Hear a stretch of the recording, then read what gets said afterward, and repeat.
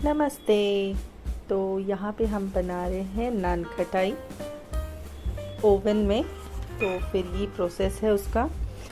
एक कटोरी आपको घी लेना है, और ये नहीं कि आपको ऊपर का जो लिक्विड होता है वो नहीं लेना है, आपको प्रॉपर जो जमा हुआ घी होता है वो लेना है। ठीक है, अगर नहीं है वैसा घी तो आप फ्रीज में उसको जमा सकते हो। तो ये हमने पूरी एक कटोरी जो है वो घी ले लिया है, और सेम उतनी ही एक कटोरी हमें पीसी शक्कर लेनी है। ठीक है, तो फिर ये देखिए पूरी एक कटोरी ये मैंने, मतलब इसका ऐसे होता है ना कि जितना आप घी ले रहे हो उतना ही आपको शक्कर लेना है, और उसके दुगना आपको जो है वो नान खटाई के लिए मैदा लेना है। ठीक है, वो अभी आपको आगे चल के मैं दिखाऊंगी कैसे क्या करना है। सबसे पहले पीठी, मतलब जो शुगर पाउडर है, पीठी क्या कहते हैं इसको, पीसी शक्कर। सो हमें ये उसको अच्छे से फेंट लेना है। शक्कर और घी हमें अच्छे से फेंट लेना है, मतलब एकदम वो फ्लफ़ी फ्लफ़ी सा होने चाहिए। देखिए अभी आप उसका कलर जैसे देख रहे हो आप, बहुत ही अभी वाइट सा, वो अच्छा खासा उसका टेक्सचर जो है वो आ चुका है। सो अब हम उसमें ऐड करेंगे 2 चम्मच बेसन, या फिर आपको अगर ज़्यादा चाहिए तो आप ज़्यादा भी ऐड कर सकते हो, उसमें ऐसी कोई प्रॉब्लम नहीं है। और 2 चम्मच जो है सूजी, जिसे रवा भी कहते हैं, तो वो हम अच्छे से उसमें ऐड करके फिर एक उसका डो तैयार कर लेंगे हम। अब इसमें हम ऐड करेंगे 2 कटोरी मैदा। अगर आपको थोड़ा, मतलब अगर वो लगे कि थोड़ा बहुत पतला सा है तो आप उसमें मैदा ऐड कर सकते हो, जो कि मैंने बाद में मुझे लगा कि ये थोड़ा सा जो है डो जो है वो थोड़ा सा गीला है, तो फिर मैंने उसमें और एक्स्ट्रा जो है आधी कटोरी मैदा मैंने उसमें और ऐड कर दिया, और 1-2 स्पून और ऊपर से मैंने बेसन और रवा भी ऐड कर दिया। फिर जो है वो अच्छा खासा डो मेरा तैयार हो गया। ठीक है, अब इसमें हम बहुत ही छोटू सा, मतलब कहते हैं ना, पिंच ऑफ सोडा ऐड करेंगे हम, सॉरी बेकिंग पाउडर। ठीक है, तो हमने उसमें वो ऐड कर लिया, और जायफल जो होता है उसके बाद जायफल पाउडर भी मैंने उसमें ऐड किया। उसका एक कहते हैं ना, बहुत ही प्यारी खुशबू भी आती है, और बहुत एक अच्छा टेस्टी सा फ्लेवर भी आ जाता है। तो जो है आप अभी देखिए, जैसे कि अभी आपको पता लगेगा कि मैंने पूरा एक डो तैयार किया है, तो ठीक से वो है नहीं। ठीक है, अब मैं इसमें ऐड कर रही हूँ जायफल पाउडर। तो मुझे बाद में लगा कि नहीं यार, ये थोड़ा ज़रा ज़्यादा गिरा है, वरना क्या होता है पता है, देखिए मैंने उसमें मैदा जो है और ऐड कर लिया। क्या होता है ना, फिर आप जब नान खटाई बनाते हो ना, तो वो अगर आप उसमें ट्रे में रखोगे तो वो पूरी स्प्रेड हो जाएगी, मतलब फैल जाएगी। तो आपको एक प्रॉपर डो होना ज़रूरी है। ठीक है, अभी मैंने ट्रे को जो है वो ग्रीस कर लिया है घी से।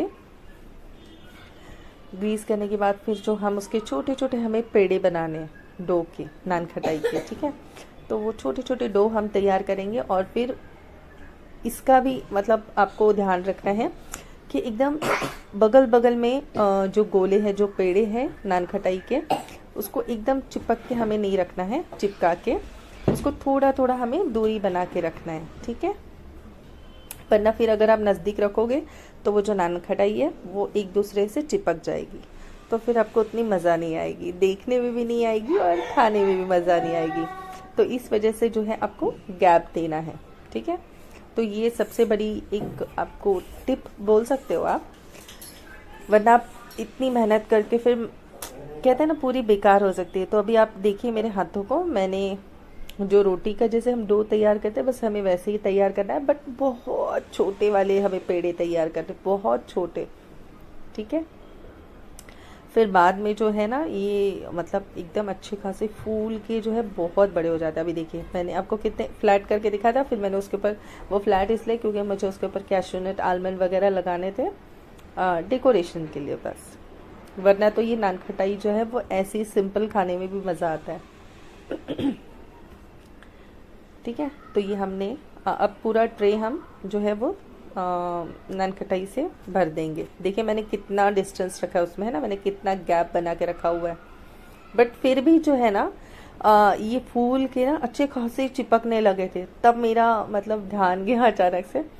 अभी आप आगे जो है आपको देखने को मिलेगा, बट जो फर्स्ट ट्रे था ना जो मैं अभी आपके साथ शेयर कर रही हूँ वो बहुत चिपक गया था, तो मैं ऐसे तो आपको नहीं दिखा सकती ना, तो फिर मैंने नेक्स्ट जो ट्रे था वो मैंने बनाया, और मैंने बहुत छोटे, उससे भी छोटे, मतलब ऐसे आप बोल सकते हो कि ये शायद जो पेड़े हैं नान खटाई वाले वो बड़े बन गए थे। और देखिए मैंने कितना सा गैप दिया ना, तो फिर नेक्स्ट ट्रे में जो है मैंने उसमें गैप दिया। ओके, अब बारी आती है हमारे ओवन की।